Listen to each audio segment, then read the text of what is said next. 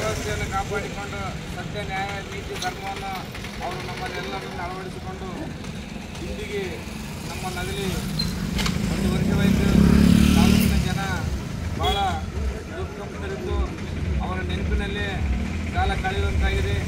ಸುರಪುರ ತಾಲೂಕಿನ ಜನತೆ ನ್ಯಾಯ ನೀತಿ ಧರ್ಮ ಯಾವುದಾದ್ರೂ ಕಲಿಬೇಕಾದ್ರೆ ಅಂಥ ನಾಯಕರನ್ನು ನೋಡಿ ನಾವೆಲ್ಲರೂ ಕಲಿಬೇಕು. ಅಂಥರನ್ನು ಇಡೀ ರಾಜ್ಯ ದೇಶವೇ ಮೆಚ್ಚುವಂಥ ನಾಯಕರವರಾಗಿದ್ದರು. ಅವರಲ್ಲಿ ಯಾವುದೇ ರೀತಿಯ ಕಪಟ ಕಲಾಹಂಕಾರ ದುರಹಂಕಾರ ಇದ್ದಿದ್ದಿಲ್ಲ.